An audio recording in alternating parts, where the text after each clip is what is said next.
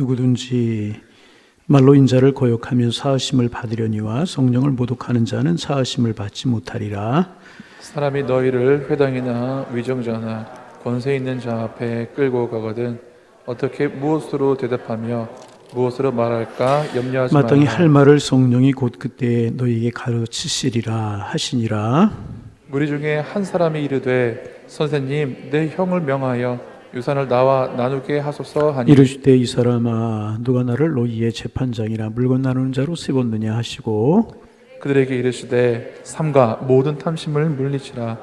사람의 생명이 그 소유에 넉넉한 데 있지 아니하리라. 또 하시고 비유로 그들에게 말하 이르시되 한 부자가 그 밭에 소출이 풍성하매 심중에 생각하여 이르되 내가 곡식 쌓아둘 곳이 없으니 어찌할까 하고 또 이르되 내가 이렇게 하리라 내 곡간을 헐고 더 크게 짓고 내 모든 곡식과 물건을 거기 쌓아두리라. 또 내가 내 영혼에게 이르되 영혼아 여러 해 쓸 물건을 많이 쌓아두었으니 평안히 쉬고 먹고 마시고 즐거워하자 하리라 하되 하나님은 이르시되 어리석은 자여 오늘 밤에 네 영혼을 도로 찾으리니 그러면 네 준비한 것이 누구의 것이 되겠느냐 하셨으니 자기를 위하여 재물을 쌓아두고 하나님께 대하여 부하지 못한 자가 이와 같으니라. 아멘. 하나님 생명이 주님께 있음에 어디로 가오리까 고백하였던 한 신앙인의 고백이 저희들의 고백이 되게 하셔서 우리의 몸과 마음이 늘 주님 앞에 있게 하여 주옵소서. 하나님의 교회가 기도 중에 있습니다. 하나님 성령으로 충만케 하시고 하늘의 문을 여시고 은혜를 부어 주옵소서. 성령의 사람, 믿음의 사람, 기도의 사람으로 변화되게 하셔서 신앙생활이 행복하고 믿음의 길이 즐거울 수 있도록 인도하여 주시어서 삶의 풍성한 열매들이 맺혀질 수 있도록 주님 축복하여 주옵소서. 오늘도 주님 앞에 나왔사오니 말씀으로 저희들을 새롭게 하시고 하늘의 문을 여시고 우리에게 있어야 될 은혜로 저희들을 채워 주옵소서. 예수님의 이름으로 기도하옵나이다. 아멘. 요즘 수요예배도 저녁에 드리는 교회들이 점점 줄어들고 있죠. 우리 교회는 이제 저녁에 드리는 예배를 고집하는데 이렇게 하나씩 양보하기 시작하면 어디까지 가야 될지 모르겠어요. 그래서 저는 좀 그런 이제 좀 고집이 있어요. 그래서 이제 수요예배가 조금 보였는데 또 세일에 새벽기도 하면서 확 줄었어요. 그래서 이 마음이 이렇게 이제 흔들리는 것 같아요. 나는 한 번뿐이 교회 나올 수 없다. 뭐 이런 내 사전에 이 하루에 2번 교회 나가는 건 불가능하다. 뭐 이런 내 사전에 새벽 예배는 없는 사람 새벽 예배 나왔으니까 수요 예배는 그냥 제껴야지. 뭐 이런 마음들이 드는 것 같은데 여러분 영적인 진보와 믿음의 성숙을 위해서 열심을 품을 수 있기를 바라고 하나님 앞에 예배하는 시간 아까워하지 말고 하나님 앞에 드리는 시간 결코 소홀하게 여기지 말고 뭐 직분이 뭐 그렇게 중요한 거겠어요. 연주가 그렇게 뭐가 중요한 거겠어요.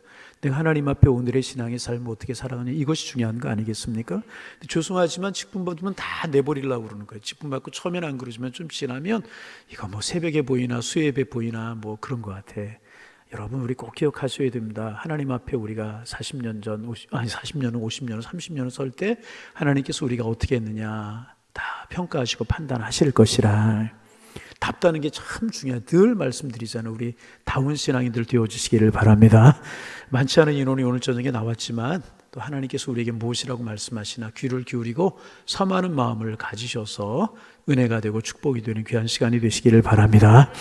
예수님께서 제자들에게 하나님의 말씀을 가르치시는 중에 특별히 성령의 중요성에 관해서 여러 곳에서 이제 가르치셨습니다. 왜냐하면 우리가 이제 신앙생활 함에 있어서 특별히 이제 얼마 안 있으면 예수님 십자가에 죽으시고 부활하시고 승천하실 것이잖아요. 예수님이 그렇게 떠나가신 이후에 예수님의 자리에 서서 우리를 인도하실 분, 제자들을 인도하실 분이 성령님이시기 때문에 그 성령님 의지하고 그분의 뜻대로 살아가는 것이 너무너무 중요한 것을 아셨어요. 그래서 제자들에게 그리고 그 말씀 오늘 우리에게 이제 성령에 관해서 가르치고 이제 계시는 것입니다. 그래서 여러분 우리가 하나님 앞에서 정말 온전한 신앙생활 하기 위해서는 그리고 칭찬받는 신앙생활 하기 위해서는 항상 성령에 대해서 민감해야 되는 것이라. 성령님이 나에게 무엇이라고 말씀하시나 그리고 성령께서 나를 어떻게 인도하기를 원하시는가 이것이 성령의 생각인지 내 개인의 생각인지 하는 것을 잘 잘 구별할 수 있어야 되겠고, 성령의 인도하심을 따라 살아갈 때 열매가 맺히고 은사가 나타나고 하나님 앞에 영광이 되고 우리에게 축복이 되는 삶을 살아가게 될 줄로 믿습니다. 늘 성령 충만을 사모하고 성령의 인도하심과 말씀에 대해서 예민한, 민감한 그런 삶을 살아가야 될 것입니다. 한번 따라합니다. 성령님, 나로 하여금 충만케 하여 주옵소서. 한 번만 더 가르치시고 인도하옵소서. 다 같이 아멘. 오늘도 이제 예수님께 성령에 관해서 이제 말씀으로 우리에게 교훈을 주고 계십니다. 10절 말씀 같이 한번 읽어봅니다. 누구든지 말로 인자를 거역하면 사하심을 받으려니와 성령을 모독하는 자는 사하심을 받지 못하리라. 여러분, 이제 앞에 보면 바리새인들과 사두개인들에게 하셨던 예수님의 말씀이 나오잖아요. 그 말씀의 연속으로 좀 이해하면 좋을 것 같아요. 예수님을 잘 이해하지 못해서 예수님을 거역할 수 있고 예수님의 뜻에 순종하지 못할 수가 있습니다. 영적으로 어두운 시기였잖아요. 이 당시가 영적으로 굉장히 어두운 시기. 늘 말씀드리지만 주전 586년 이제 바벨론 포로로 끌려가고 포로에서 돌아왔어요. 그러면 그들이 하나님을 거역하고 우상을 숭배하고 하나님의 말씀을 따라 살지 못하고 그러다가 그런 어려움을 당했으면 이제 하나님을 좀 잘 섬기며 살아가면 좋으련만 그들이 또 하나님을 버리고 자기의 마음대로 행하고 우상을 숭배하고 그러는 거예요. 하나님께서 하늘문을 닫아버리세요. 그 말은 선자가 나타나지 않아요. 그래서 영적으로 캄캄한 시대를 지내게 되는 겁니다. 그리고 이제 예수님 시대까지 된 것입니다. 그러니까 이제 영적인 어두운 시기였기 때문에 예수님을 잘 이해하지 못해서 저분이 메시아라고? 아니야, 아닌 것 같아. 메시아는 구름을 타고 오시거나 영광스러운 모습으로 오셔야지. 그래야 메시아지. 어떻게 마구간에 탄생하시고 그리고 목수의 집에서 자란 저분이 어떻게 메시아일 수가 있어. 저런 모습은 아닐 거야. 이럴 수 있었다는 것인데 몰랐기 때문에. 그래서 이제 예수님을 못 믿고 예수님이 메시아 되심을 못 믿을 수도 있다는 것입니다. 그런데 그런 사람들은 그래도 사하심을 받을 수 있다는 것입니다. 그런데 예수님이 하시는 일이 분명히 하나님의 뜻이고 하나님이 하시는 일이고 메시아가 하시는 일입니다. 그런데 애써서 안 믿으려 하고 애써서 거부하려고 하는 것, 그런 사람들 예수님 시대에 있었잖아요. 바리새인들, 사두개인들, 이런 것들은요 성령을 모독하는 것이라는. 예수님 당시에 서인관다 바리새인들이 그런 사람들이었는데 억지로 눈을 가리고 안 보려고 하고 억지로 귀를 막고 안 들으려고 하고, 이것이 하나님의 뜻이고 성령이 하신 일이 분명함에도 불구하고 억지로 그것을 거부하려고 했다는 것입니다. 이런 것은 용서받지 못할 것이다. 그런 이야기. 여러분, 이제 우리가 신앙생활을 하면서 좀 잘할 필요가 있는데, 여러분 이제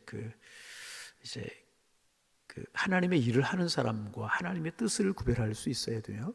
하나님의 일을 하는 사람은 허물이 있을까요, 없을까요? 다시, 하나님의 일을 하는 사람은 허물이 있을까요, 없을까요? 실수도 있고 허물도 있고 잘못도 있을 수 있어요. 그러나 하나님의 뜻은 온전한 거예요. 부족함이 없는 것입니다. 그래서 여러분, 우리가 항상 그런 눈으로 볼 수 있어야 돼요. 하나님의 일을 하는 사람을 마치 하나님처럼 생각할 때가 있어요. 허물이 있고 실수도 있을 수 있잖아요. 그럼 우리가 용납하고, 몰라서 그러고 실수하고 그런 거 용납하고 받아들일 수 있어야 돼요.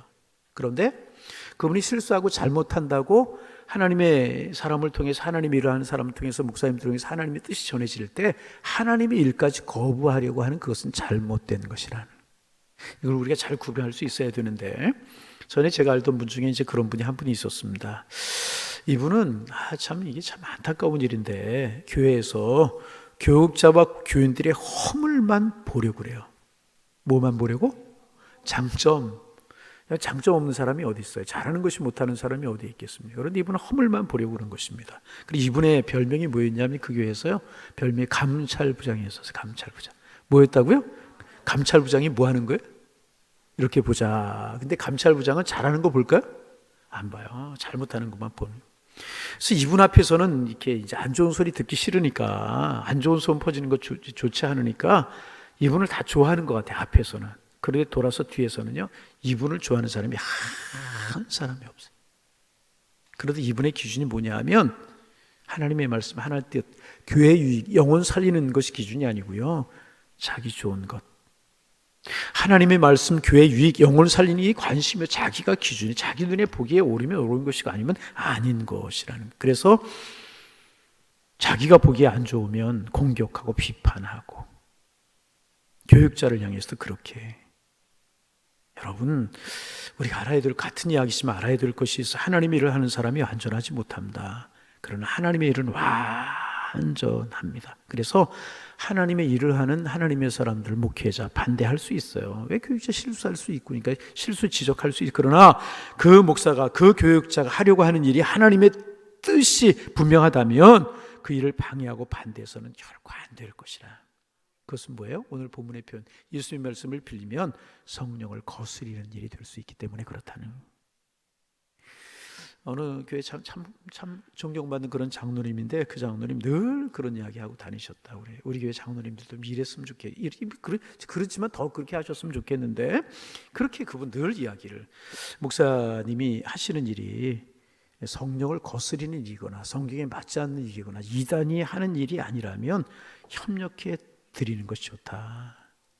늘 그분이 이제 그런 일을 이야기를 하고 다니셨다고. 아름다운 생각이고 아름다운 마음 아니겠습니까? 근데 조금 바꿔서 이야기하면 목회자의 말을, 목회자라고 하는 말을 교회라고 좀 바꾸고 싶어요. 교회가 하는 일, 이제 회를 통해서 결정하고 당회 재직회 통해서 결정하고 그런 것들 혹 내 뜻에 안 맞을 수 있단 말이죠. 그런데 내 뜻에 안 맞다고 반대하고 그러는 것은 그 여러분 어리석은 일이라는 것이.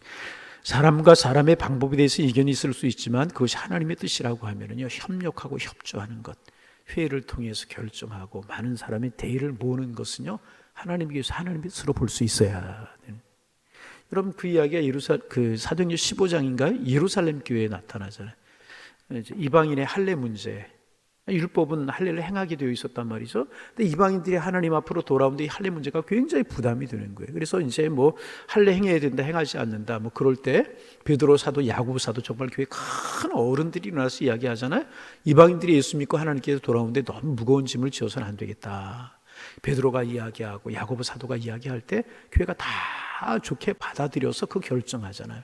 그러면서 유대인의 그 수천 년 내려왔던 할례라고 하는 전통을 없애고 이방인들이 받아도 되고 안 받아도 되는 것으로 그렇게 결정하지 않습니까? 여러분, 하나님의 교회가 모여서 기도함으로 결정하는 것은 하나님의 뜻으로 받을 수 있어야 될 것이라 그렇게 받아들여요. 하나님의 교회가 모여서 공동체가 모여서 기도하고 결정하는 것은요, 하나님의 뜻으로 받아들여야 돼요. 그런데 거기에 조금 내 뜻이 다르다고 이거 반대하는 것은 어리석은 일이고요. 이것이 행위나 성령을 거스리는 그런 일이 될 수가 있다는 것입니다. 그래서 여러분, 이 말씀을 마음에 새겨서 사람과 그 사람의 방법에 대해서는 조금 이견을 제시할 수 있지만 그것이 하나님의 뜻이 분명하다고 하면 순종하고 협력하는 것, 이것이 아름답고 올바른 성도의 모습이라고 하는 것을 꼭 기억하시고 유익되고 성령의 은혜를 따라 신앙생활하는 우리 모두가 되실 수 있기를 주님의 이름으로 축원합니다. 왜? 그것이 복이에요. 그것이 복이기 때문에. 그런데 성령을 모독하고 성령의 공격을 거역하는 사람, 우리 개인적으로도 마찬가지거든요. 하나님의 뜻이 강하게 나에게 부딪혀올 때가 있어요. 말씀을 듣는 중에 부딪혀오고 뭐 여러 가지로 하나님의 뜻이 하나님 말씀에 부딪혀올 때가 있거든요. 애써서 거부하고 애써서 안 들으려 하는 사람이 있어요. 이것은 옳지 않은 일이라는 거예요. 여러분, 우리 속에 성령님이 계시잖아요. 믿으시면 아멘. 우리 속에 성령님이 계시잖아요. 여러분, 내가 예수 그리스도를 주의 신하다고 하면 내 속에 성령님이 계시다고 그랬잖아요. 여러분 속에 성령님이 계시는 줄로 믿습니다. 그러기 때때로 우리에게 감동을 주시고 은혜를 주시고 주의 길로 우리를 이끌어 가실 때가 있다는. 그런데 억지로 이것을 거부하고 세상으로 나가고 내 편한 대로 하고 주님의 음성 전혀 관심 없고 거역하라고 하면 오늘 성경의 표현을 빌리면 뭐라고 이야기할 수 있어요? 성령을 모독 차는 자는 사심을 받지 못하리. 사심을 받지 못한다는 거예요. 여러분, 늘 성령의 인도하심을 따라 아름다운 열매를 맺으며 살아가는, 주님 앞에 칭찬받으며 살아가는 하나님의 사람들 되시기를 소망합니다. 그리고 나서 이제 11절 말씀에 예수님 계속해서 말씀을 하십니다. 11절 말씀 같이 한번 읽어보십니다. 읽습니다. 사람이 너희를 회당이나 위정자나 권세 있는 자 앞에 끌고 가거든 어떻게 무엇으로 대답하며 무엇으로 말할까 염려하지 말라. 그 다음에 마땅히 할 말을 성령이 곧게 너희에게 가르치시리라. 할렐루야. 성령을 회방하지 말라 이렇게 말씀하시고 난 다음에 성령이 너희를 도우실 것이다 그렇게 말씀하고요. 성령님 우리에게 주시는 위로와 능력을 말씀하고 이제 계십니다. 복음을 증거하다가 혹은 하나님의 일을 하다가 어려움을 당하게 될 때가 있다는 거예요. 그러면 그때 두려워하지 말라. 성령께서 너희에게 해야 될 말을 예비해 주실 것이다. 아멘. 여러분 이제 사도행전에서 실례를 찾아볼 수가 있습니다. 오늘 제가 이제 방송실에 부탁을 좀 못해서 성경을 좀 찾아봐야 될 것인데, 여러분 사도행전, 성경 사도행전 4장을 한번 펴보세요. 어디? 4장 그러면 어딘지 모르잖아요. 어디? 또 어떤 사람은 4장 그러면 모른다니까 또 사도행전 그래요. 정확하게 말하면 사도행전 4장 8절 말씀을 한번 펴보세요.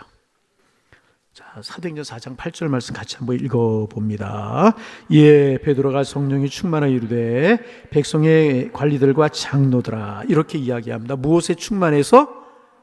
예, 이제 배경을 좀 알 필요가 있어요. 사도행전 3장에 보면 베드로와 요한이 성전에 기도하러 올라가다가, 뭐하러 올라가다가? 기도하러, 성전 미문에 앉은 안진뱅이를 일으키는 그런 사건이 이제 나옵니다. 그리고 나서 이제 오늘 4장 4절에 보면 이제 그 사건을 보고 믿는 자의 수가 많이 늘어났어요. 그래서 몇 명이 되었는가? 4절 말씀 한번 보세요. 몇 명 되었어요? 약 5천 명이나 되었더라. 몇 명? 5천 명이나 이제 되었다는 것입니다.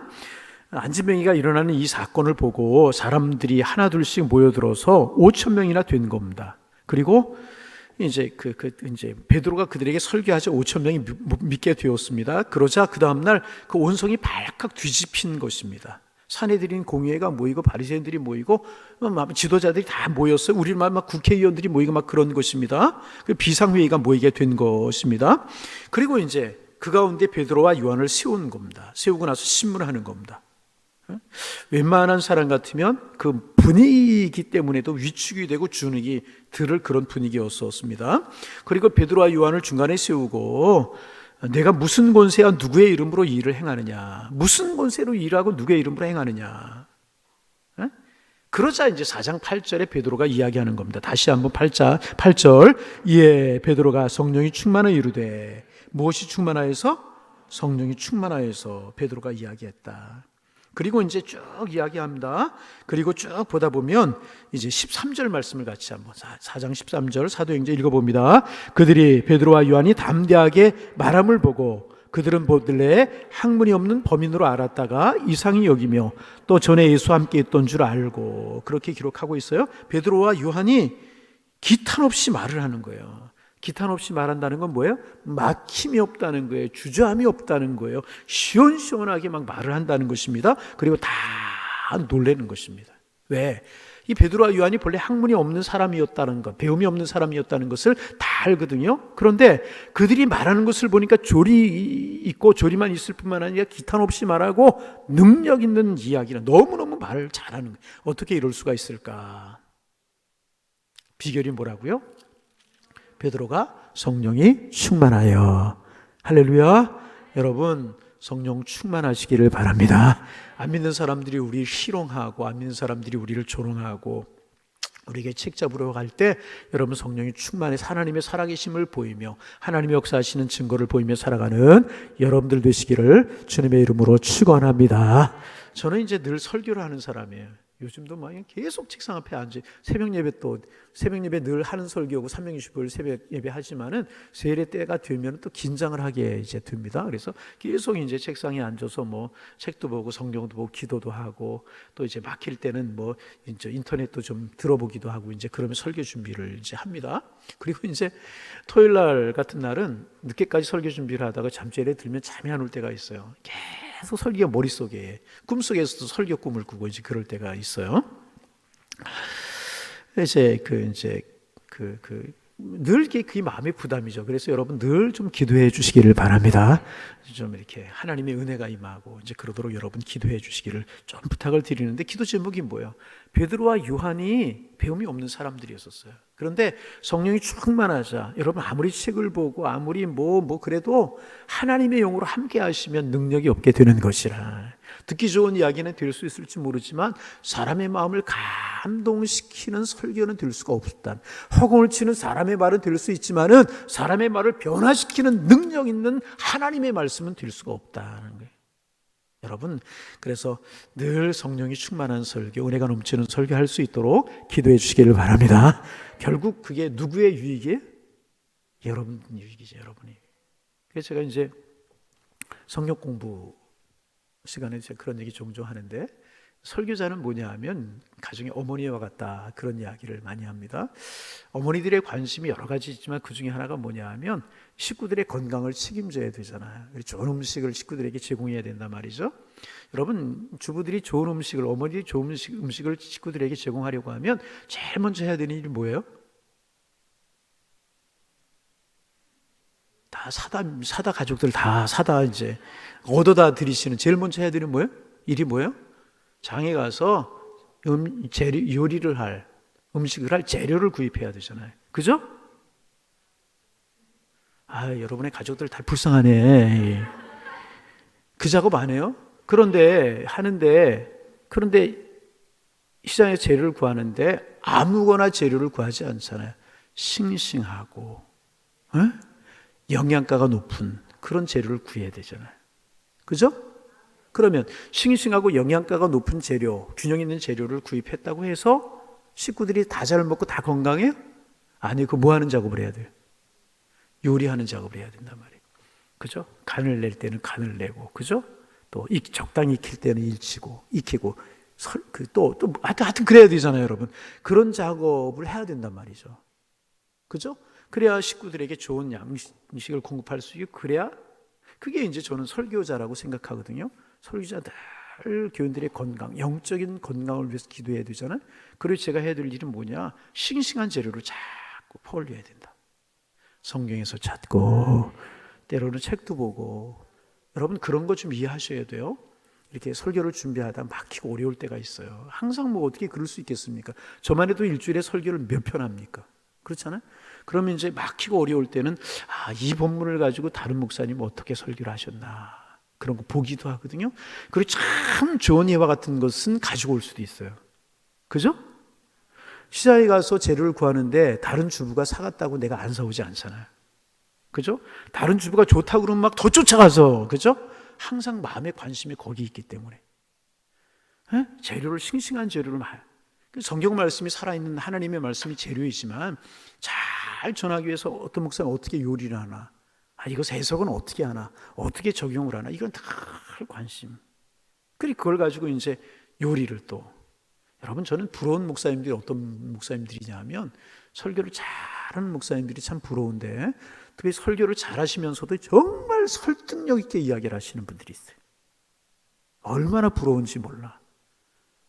얼마나 부러운지 몰라. 여러분, 좀 그렇게 기도해 주시기를 바랍니다. 그런데 이게 타고난 본성적으로 말을 잘 하시는 분들이 계시거든요. 설교자들 중에 그런 분들이 이야기를 하면은요, 정말 별거 아닌 거 가지고 정말 은혜롭게 그렇게 하시는 분들이 계시단 말이죠. 그런데 참 중요한 게 있어요. 우리 이제 요리는 그렇게 할 줄 몰라도, 거기에 뭐냐 하면 어머니의 정성이 들어가야 되잖아요. 재료가 좋고 그냥 적당한 뭐 간만 내고 소금만 치고 뭐 그러면 되겠어요? 거기에 정성이 들어가야 된다는. 목회에 정성이 들어가야 되는데 설교에는 또 하나가 들어가야 돼. 그게 뭐냐 하면 거기에 성령의 역사하심이 있어야 될 것이라. 그래서 기도하고 엎드리고 그런 작업이 있어야 된단 말이죠. 그리고 여러분들은 저를 도와주시고. 근데 또 하나가 있어요, 중요한 게. 그렇게 열심히 어머니가 양식을 준비하고 음식을 준비했어요. 그런데 끼실끼실거리고 먹지 않아, 식구들이. 그러면 그 식구들이 건강할 수 있을까요? 설교도 마찬가지. 그런데 설교 시간에 딴 거 보고 뭐 졸고 그러니까 여러분은 지금 한 명도 안 주무시는데, 그러면 여러분 내 영혼이 건강. 어린아이들 보세요. 잘할 때 잘 먹어야 잘하잖아요. 여러분, 어머니가 아무리 맛있는 음식을 준비했을지라도 어린아이가 잘 먹지 않고 식구들이 잘 먹지 않으면 건강할 수가 없다는 거죠. 여러분, 잘 드시기를 바랍니다. 저는 좋은 양식 준비하기 최선의 노력을 하고 저를 위해 기도해 주시고, 여러분들은 아멘, 아멘, 아멘, 아멘 그러면서 여러분 잘 드시는 거예요. 그러면 저 여러분이 영원히 건강하게 될 줄로 믿습니다. 저는 막 그래서 여러 가지 것을 구하고 찾고 막 구하고 또 요리하고 기도하고, 여러분 아멘으로 그러면 하나님 은혜 가운데, 제가 무슨 말씀을 지금 드리려고 하는, 그런 작업을 다 할지라도 중요한 것이 있다는 거죠. 거기에 성령의 감동하심이 없고 은혜가 없으면 죄송합니다, 꽝이라는 거예요. 꽝. 뭐라고요? 아니, 은혜가 없으면이라고 꽝만 또 알고 들어가시면 안 돼. 그래서 늘 우리 함께 기도할 거. 하나님, 오늘 예배에도 성령이여 감동하여 주옵소서, 은혜로 감동하여 주옵소서, 축복으로 감동하여 주옵소서. 어제도 제가 이제 세일회 때 잘 움직이지 않으려고 하는데 동문회에서 어디 야외를 가자고 그래서 안 가려고 신청을 안 했더니 목사님이 안 가시면 안 된다고. 뭐 안 가면 안 될 게 뭐가 있어요? 듣기 좋은 말을 해가지고 거기에 꼬임에 넘어가지고 제가 갔다 왔어요. 갔다 왔더니 저녁 뭐 한 6시 반 그렇게 왔나요? 근데 또 뭐 결혼했던 부부가 또 인사하러 온다고 인사하고, 또 저녁에 8시에 또 대신방이 하나 있어요. 끝 마치고 집에 들어가니까 9시 한 40분 됐어요. 새벽 예배 끝나고 설교 좀 준비해 놓고 저녁에 이제 마무리를 하고 그러다 보니까 11시 한 50분 그렇게 됐더라고요. 12시 정도에 이제 새벽에 잠자리에 들었더니 아침에 조금 피곤하더라고요. 4시간 자고 이제, 그러니까 지금 4시간 자고 이렇게 버티는 제가 이렇게 건강한 거예요, 여러분. 무슨 말씀? 그런 작업이 아무리 그런 노력이 있을지라 성령이 감동하심이 없으면, 여러분, 우리 교회가 성령이 충만한 교회, 성령이 끌어가시는 교회, 여러분 심령이 성령이 충만한, 우리 모두가 성령이 충만한 감동하심을 따라 살아갈 수 있는 하나님의 사람들 되시기를 소망합니다. 이 복음을 전할 때 두려워하지 말라는 거예요. 하나님이 할 말을 예비해 주실 것이다. 베드로가 기탄 없이야, 기탄 없이. 자, 한 것 또 볼까요? 사도행전 6장을 한번 좀 보세요. 사도행전 6장 뒤로 좀 넘기셔서 6장 10절 말씀 같이 한번 읽어봅니다. 10절, 스데반이 지혜와 성령으로 말함을 그들이 능히 당하지. 스데반이 무엇으로 말했다고요? 지혜와 성령으로. 성령 충만한 사람은 지혜가 있게 마련이잖아요. 그들이 당하지 못했다. 여러분, 우리 모두에게 성령의 기름 부으심이 함께 하시기를 주님의 이름으로 축원합니다. 여러분, 이거 사람과의 관계 속에서 마찬가지예요. 응? 여러분, 사람과의 관계 속에 어떻게 마찬가지냐? 내가 내 지혜와 내 지식으로 말하면 그 사람과의 논쟁에서 이기고도 사람을 잃을 때가 많아요. 그렇죠? 통쾌하게 이겼어요. 막 정말 기쁨으로 이겼어요. 막 키오페를 시켰어요. 그럼 뭐예요? 그 사람 잃어버리면 소용이 없잖아요. 사람이 가장 소중한 것인데, 여러분 그렇지 않습니까? 그 사람과의 관계가 서먹해지고 거리가 생기는 거 경험하잖아요. 그러므로 성령 안에서 말하는 것이 참 소중하다. 베드로 사도가 말을 하려고 하면 하나님의 말씀을 하는 것처럼 하라고 그랬잖아요. 성령을 따라 말하라, 그런 이야기. 여러분, 성령을 따라 말하는 지혜가 우리 모두에게 있어지기를 소망합니다. 저도 성령을 따라 말하고 여러분도 성령을 따라 말하고 지혜를 따라 말하고. 참 지혜 없고 그런 분들이 있잖아요. 상처 주고. 그런 은혜가 있어지기를 소망합니다. 우리의 입술이 온전히 성령의 도구로 사용되어야 되는 것, 이것이 마땅한 그리스도인의 자세다. 주님, 늘 성령을 따라 말하고 성령을 따라 행하게 하셔서 하나님께나 사람에게나 교회에게나 유익이 되게 하여 주옵소서. 우리의 기도 제목이 되기를 소망합니다. 많은 예를 들 수 있지만 베드로와 스데반의 예, 대표적으로 이제 들 수가 있습니다. 다시 성경을 누가복음으로 이렇게 좀 넘어오세요. 자, 누가복음으로 다시 넘어오셔서 자, 몇 절을 보시면 되겠습니다. 12절. 자, 마땅히 할 말을 성령이 그대 너희에게 가르치시라. 하나님 성령이 함께 하실 줄로 믿습니다. 이렇게 이제 성령에 관해서 예수님께서 말씀을 하셨는데 한 사람이 툭 튀쳐나와요. 13절에 보면 뚱땅지 같은 이야기를 합니다. 13절 말씀 읽어볼까요? 무리 중에 한 사람이 이르되 선생님, 내 형을 명하여 유산을 나누게 하소서. 뚱딴지 같지 않습니까? 예수님께 성령에 관한 말씀을 하고 계시는데 성령을 회방하지 말라.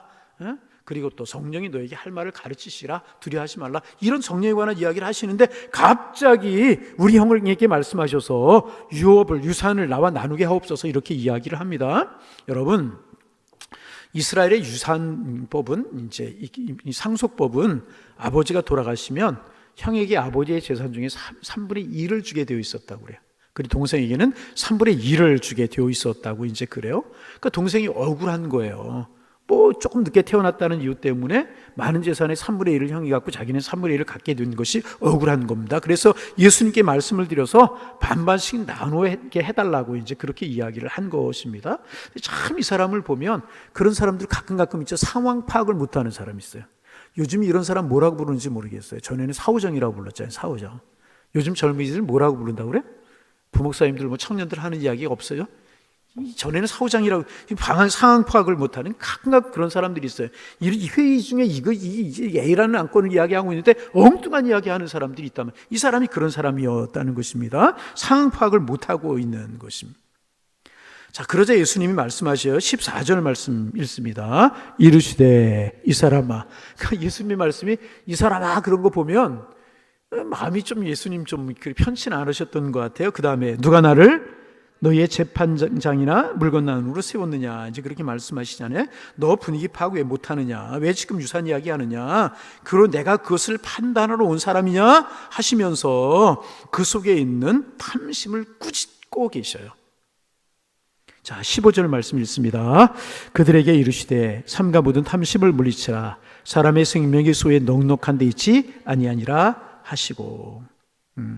예수님께서 이제 바로 탐심에 관해서 말씀하고 이제 계십니다. 사람의 생명이 그 소유에 넉넉한 데 있다 아니다. 넉넉한 데 있는 것이 아니다. 그래서 지난주에 우리가 이제 말씀 묵상했잖아요. 내 영혼이 잘됨 같이. 그다음 뭐예요? 범사에 잘되고 강건하기를 원하노라. 영혼이 잘되는 게 가장 중요한 것이라는 것입니다. 내 영혼의 풍성함이 가장 중요하다는 거예요. 그런데 어리석은 사람들은요, 소유의 많고 적음을 가지고 내 생명에 넉넉함이 있는 것처럼 착각할 때가 참 많다는 거예요.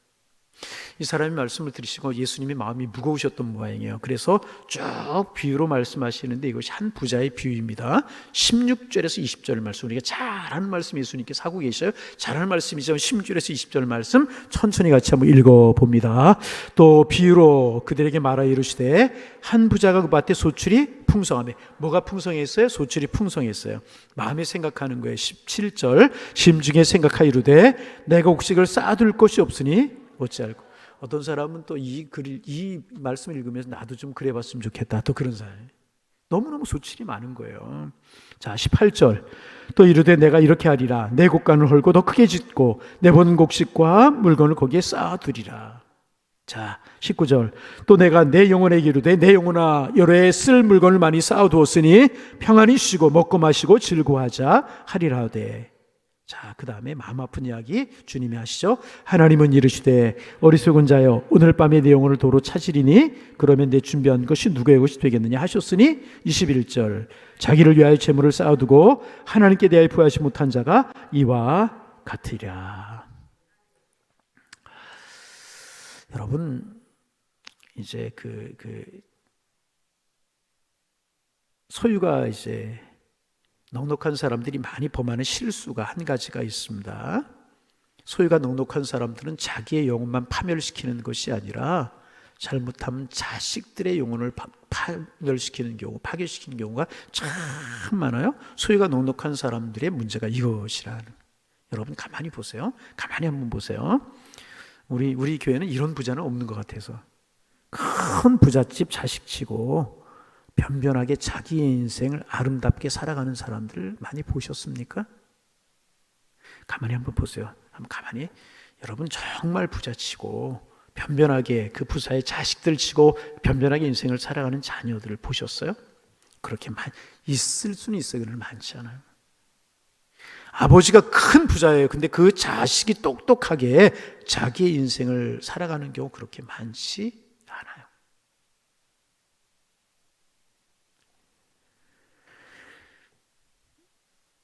많은 경우 많은 인물들이 조금 어려운 가정들, 조금 부족한 가정들, 그런 집에서 인재들이 많이 나오는 경우가 훨씬 더 많아요. 그래서 여러분 위로 받으시자고요. 얼굴 표정 보니까 그래도 큰 부자 됐으면 좋겠습니다. 그럼 제가 두 가지 예를 좀 들어볼게요. 제 친구 목사님이 책을 한 권 쓰셨는데 사무엘 마펫이라고 하는 목사님에 관해서 이제 책을 쓰셨어요. 친구 목사님 책도 좀 팔아야 드려야 되고 또 사무엘 마펫이 우리 한국 교회사에 참 중요한 분이고 우리 책을 제가 한 10권 사가지고 우리 이제 교육자들도 하나씩 나눠드리고 이제 그랬는데 이제 우리 말로 마포 삼열이라고 그렇게 우리 이름을 가지신 그런 목사님이십니다. 세계적으로 유명한 선교사님, 존경받아야 마땅한 분이 이제 마포 삼열 사무엘 마펫이라고 하는, 우리 한국 그리스도인들은 이런 분들 이름을 좀 아셔야 됩니다. 이분이 1990년에 우리나라에 들어오셨어요. 언더우드 암페셀러가 1885년에 들어오셨으니까 5년 후에 우리나라에 들어오셨는데, 이분이 이제 미국에서 대학을 막 졸업하고 26살의 나이에, 여러분 선교사님들 사진 보면 막 수염이 이렇게 길고 막 그랬잖아요. 토마스 선교사님 23살 때 순교하셨고, 마페사님, 사무엘 마페 이런 분은 26살의 나이, 아펜셀러원도 다 20대 중반의 나이, 초반의 나이였었습니다. 대학 졸업하고 좋은 대학의 교수, 의사 될 수 있는 분들이 우리나라에 선교사님으로 들어온 분들이 참 훌륭한 분들이 참 많았어요. 그래서 우리나라 복음이 이렇게 흥하게 된 것 아니겠습니까? 대학을 졸업하고 선교사를 우리나라에 들어와서 우리나라에 46년간 선교사로 우리나라의 복음화를 위해서 애쓰시던 분이에요. 46년간 우리나라에서. 그분이 돌아가시기 3년 전에 이제 그 한국을 떠나셨어요. 근데 한국을 떠난 이유가 뭐냐 하면, 일제가 신사참배를 강요했잖아요. 신사참배에 앞장서 반대하다가 일제가 그걸 알고 이 사무엘 마페 목사님을 암살하려고 하는 거예요.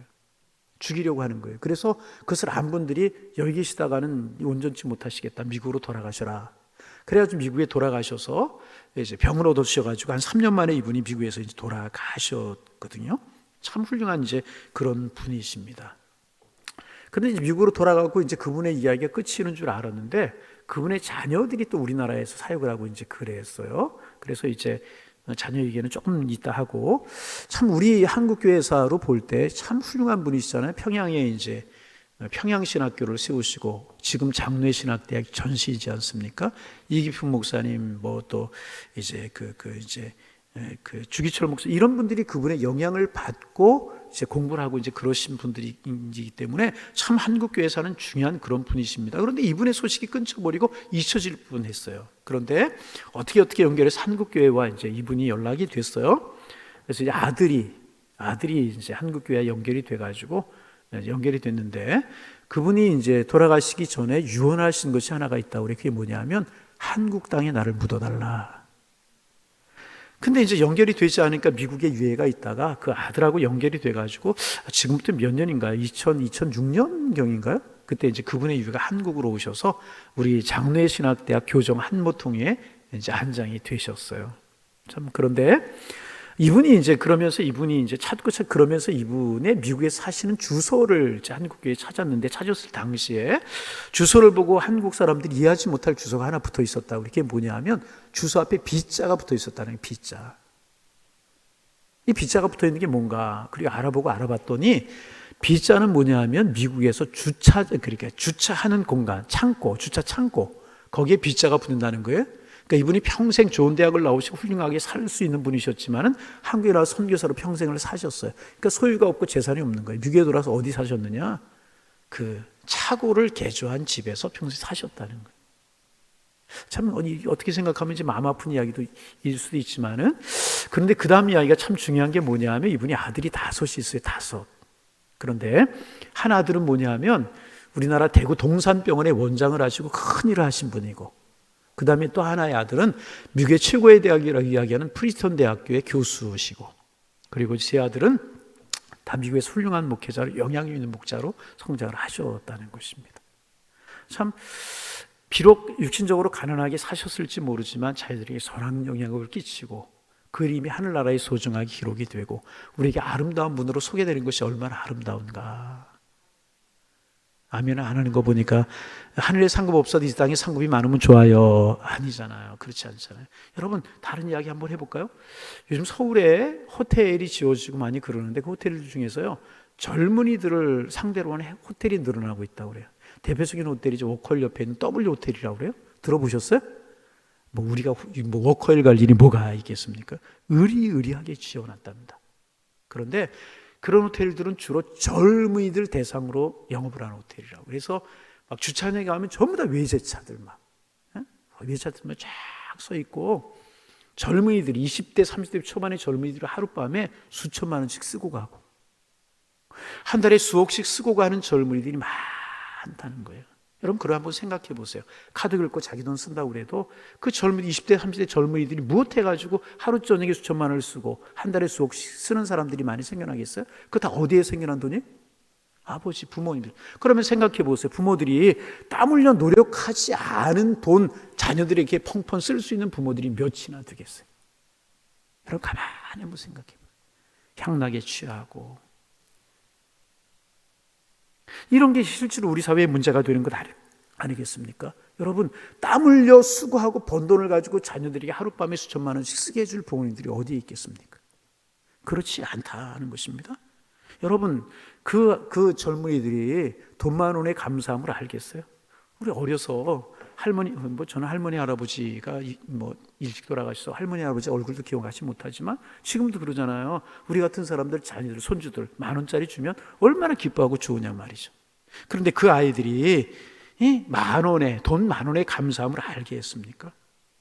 여러분 그렇잖아요. 그 물질의 소중함을 알고 인생의 소중함의 가치를 알고 땀 흘려 수고함의 가치를 알겠느냐 말이죠.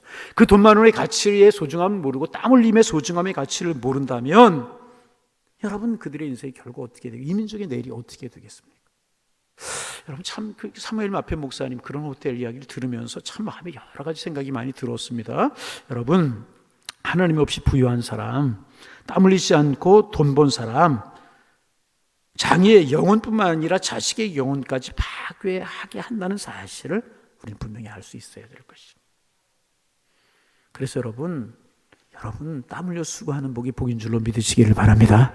그리고 우리는 관심을 어디에 가져야 되느냐? 우리 영혼의 부유함에 가져야 될 것이라. 아멘. 영혼의 부유함에 가져야. 자녀들에게 땀 흘림의 중요성을 가르쳐 줄 수 있어야 이제 될 것이라는, 그렇지 않은 것은 자식 사랑이 아니라는 것입니다. 여러분 이 부자가 하는 이야기 들어보세요. 내 영혼아 먹고 마시자, 곡간을 누리자. 먹고 마시자, 곡간을 누리자. 하나님이 그에게 말씀하셔요. 어리석은 자요, 오늘 내가 내 영혼을 도로 찾으리니 그러면 내 예비한 그 쌌고 풍성한 것이 누구시 되겠냐? 내 생명 나에게 달려있어. 내 건강도 나에게 달려있어. 내가 오늘 밤에 너의 영혼을 부르면 너 그 많이 쌌고 참고 늘린 것들 무슨 소용이 있겠느냐? 그래서 여러분 하나님 앞에 정말 중요한 것이 무엇인지, 우리 인생에 정말 중요한 가치가 무엇인지를 알고 살아가는 것이요, 여러분 진정한 복인 줄로 믿으시기를 바랍니다. 이게 우리 믿을 수 있어요. 그러면 우리가 어떻게 물질을 써야 될 것인가? 21절 말씀 다시 한번 읽어요. 21절 같이 읽어요. 자기를 위하여 재물을 쌓아두고 하나님께 대하여 부하지 못한 자가 이와 같으리라. 여러분 이 부자의 문제점이 뭐예요? 부자라고 하는 자체가 문제였었어요? 아니잖아요. 열심히 땀 흘려 수고하고 애써서 수고하고 지혜가 있고 그래가지고 여러분 부자 되는 것이 뭐가 그렇게 잘못이? 그건 잘못 아니에요. 여러분 저는 우리 교회에서 부자가 좀 많이 좀 나왔으면 좋겠어. 아멘? 싫으세요? 부자가 좀 많이 나왔으면 좋겠어요. 우리 자녀들도 잘 되는 사람들 많이 나왔으면 좋겠어요. 그런데 이 부자의 문제가 뭐예요? 부자라고 하는 것이 문제였었습니까? 아니라는 것입니다. 그는 오직 자기만을 생각하고 있다는, 다 모든 것이 나야. 내가 곡식을 쌓을 곳이 없으니 어찌할꼬, 내가 내 모든 곡식과 내가 내 영혼에 이르니 전부가 나뿐이 없다. 이 사람의 생각 속에 어디에 하나님이 계시고 이 사람의 생각 속에 어디에 이웃이 있냐 말이죠. 오직 나. 하나님 이렇게 축복해 주시면 하나님 나로 하여금 100명쯤 먹이게 하시는구나, 나로 하여금 50명쯤 책임지게 하시는구나, 그럴 수 있어야죠. 여러분 이게 마땅한 하나님의 사람 자세 아니겠습니까? 늘 제가 이야기하잖아요. 그리스도인들은 100명 200명 혼자 먹고 살아가는 사람 아니다.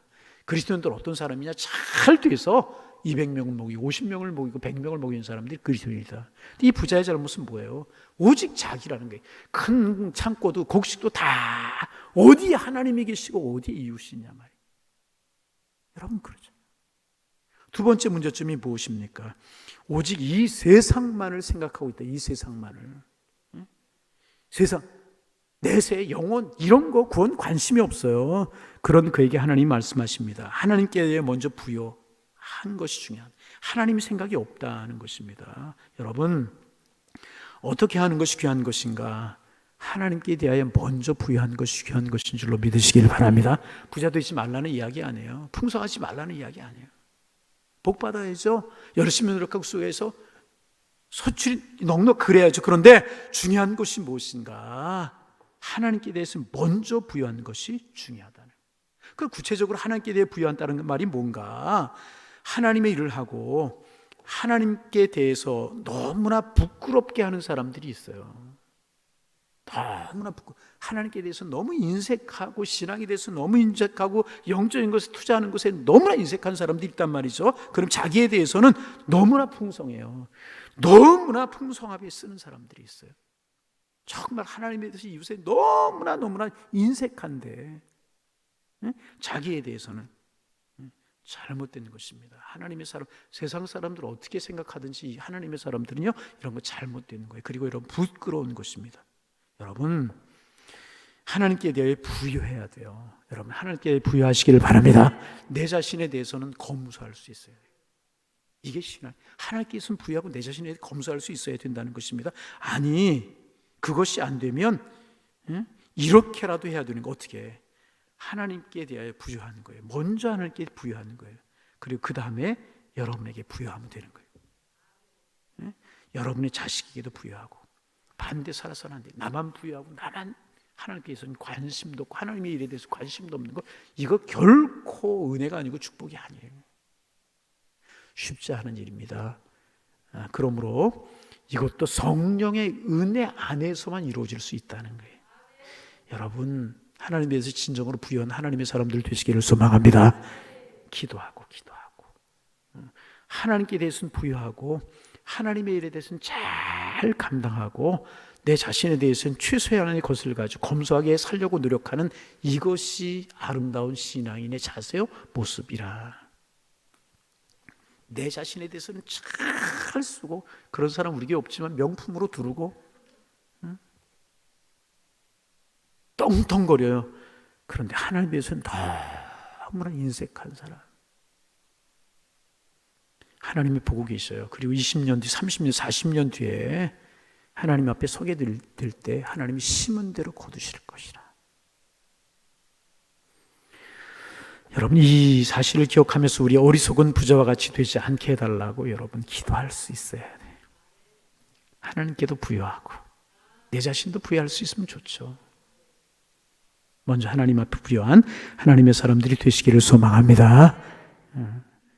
여러분, 이게 어찌 물질만의 이야기겠습니까? 시간의 문제이기도 하고 정성의 문제이기도 하고 몸의 문제이기도 하고 내가 가진 달란트, 재능 있잖아요. 재능, 달란트, 이런 것에 관한 문제이기도 하다는 것입니다. 하나님 앞에 부여하게 사용함으로 하나님께 큰 칭찬받고 더 아름다운 것으로, 귀한 것으로 채워주시는 이런 여러분, 저를 포함한 우리 모두, 우리 교회가 다 되실 수 있기를 주님의 이름으로 축원합니다. 축원합니다. 하나님, 먼저 하나님 앞에 부유한 저희들 되게 하여 주옵소서. 우리의 가치관이 좀 바뀌게 하시고 새로워지게 하셔서 나 주님 앞에 기쁨 되기를 원합니다. 우리의 기도 제목 소원이 되도록 주님 축복하여 주옵소서. 성령을 거스리지 않고 성령의 감동하심을 따라 살게 하셔서 하나님 주시는 은혜와 평강, 지키심의 은총 누리며 살아가게 하여 주옵소서. 오 하나님, 우리에게 은혜를 허락하여 주옵소서. 예수님의 이름으로 기도하옵나이다. 아멘.